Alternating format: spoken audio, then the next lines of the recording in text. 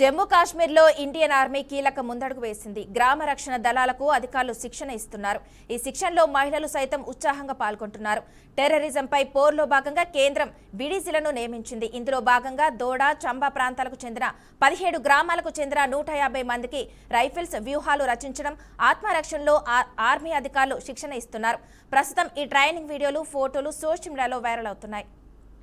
భారత్ వ్యూహాత్మకమైన నిర్ణయాల వల్ల ఉగ్రవాదులను సరిహద్దులో నియంత్రించడానికి వీలు ఉంటుందని నెటిజన్లు హర్షం వ్యక్తం చేస్తున్నారు. పాక్ ఉగ్ర చర్యల వల్ల సరిహద్దు ప్రజలు ప్రాణాలు కోల్పోతున్నారని అధికారులు తెలిపారు. ఇక ఈ శిక్షణ వల్ల ప్రతికూల దాడులు చేయడానికి ప్రజలు సిద్ధంగా ఉంటారని అధికారులు వెల్లడించారు. ఇక ఇదే అంశానికి సంబంధించి మరింత సమాచారాన్ని మా మేనేజింగ్ ఎడిటర్ చిదంబరం అందిస్తారు. చిదంబరం, చెప్పండి. మనం ఒకసారి గుర్తు చేసుకుంటే మావోయిస్టుల కార్యకలాపాలను తగ్గించడానికి, మావోయిస్టుల నుంచి భారతదేశాన్ని రక్షించడానికి గతంలో ఇదే కేంద్ర ప్రభుత్వము ఒక తరహా ఆలోచన విధానం చేసి దాన్ని సల్వాజుడుం పేరుతో ఒక సపరేట్ గా ఒక టీం ని ఏర్పాటు చేసి మావోయిస్టులకు వ్యతిరేకంగా పనిచేయించిన ఒక నేపథ్యం మనం చూస్తే మనకు చాలా పాజిటివ్ రిజల్ట్స్ ఇచ్చాయి.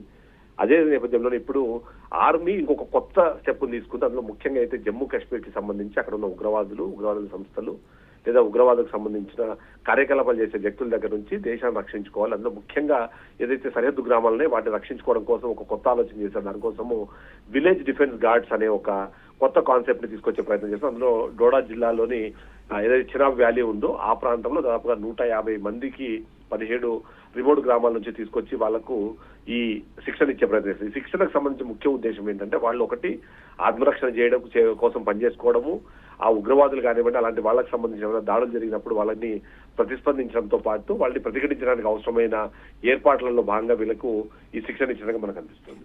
అందులో ముఖ్యంగా ఇంపార్టెంట్ అంశాలు మాత్రం ఏంటంటే ఒకటి ఆయుధాలకు సంబంధించి వెపన్స్ ఎలా యూజ్ చేయాలి, ఆ వెపన్స్ ని అంటే సెల్ఫ్ డిఫెన్స్ కోసం యూజ్ చేసే క్రమంలో ఎలా దాన్ని వ్యవహరించాలన్నది, ఏదైనా నిజంగానే ఇష్యూ ఏదైనా లార్జర్ స్కేల్ లో జరుగుతుందనుకున్నప్పుడు బంకర్లను ఎలా నిర్మించుకోవాలి, ఒక చిన్న అంటే మైనర్ టాక్టిక్స్ ద్వారా ఈ శత్రువుల దాడులను ఎలా ఎదుర్కోవాలి, వాటి నుంచి ఎలా బయటపడాలి, అలాగే అవసరమైతే తిప్పికొట్టడం ఎట్లా, వీటన్నింటినీ కూడా వాళ్లకు ఒక ట్రైన్ స్టార్ట్ చేసి దాన్ని చేసిన పరిస్థితి మనకు అనిపిస్తుంది. అందులో ముఖ్యంగా ఏదైతే సరిహద్దు గ్రామాలు ఉన్నాయో అవి ఎక్కువ ఈ ఉగ్రవాదులకు సంబంధించిన యాక్టివిటీస్ లో పార్టిసిపేట్ చేయడం కానివ్వండి, వాటి వల్ల నష్టపోతున్న నేపథ్యంలోనే ఇలాంటి ఒక ప్రోగ్రామ్ అయితే తీసుకున్నట్టుగా కేంద్ర ప్రభుత్వం మనకు అర్థమవుతుంది. అందులో భాగంగా ముఖ్యంగా ఏదైతే ఈ సరిహద్దు గ్రామాలనే వాటిని మనము ఫస్ట్ లైన్ ఆఫ్ డిఫెన్స్ అని కింద మాట్లాడుతున్నారు కాబట్టి ఆ ఫస్ట్ లైన్ ఆఫ్ డిఫెన్స్ కింద వాటిని వాడడానికి యూజ్ చేసుకునే ప్రయత్నం చేస్తున్నారు. అందులో భాగంగానే వీళ్ళకి చెప్పడం ఒకటి వాళ్ళను సొంతంగా రక్షించుకోవడం కానివ్వండి, అవసరమైతే ప్రతిదాడి చేయడం కానివ్వండి, వీటి కోసంగా ఈ మొత్తాన్ని ఈ ప్రోగ్రామ్ డిజైన్ చేసినట్టు కనిపిస్తుంది. ఇప్పటికే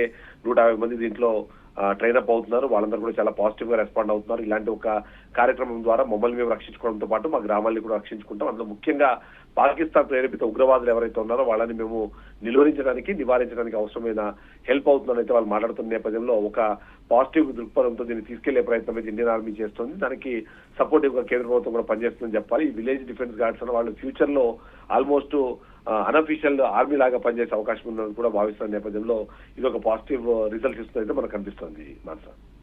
okay, thank you Chidambaram Reddy.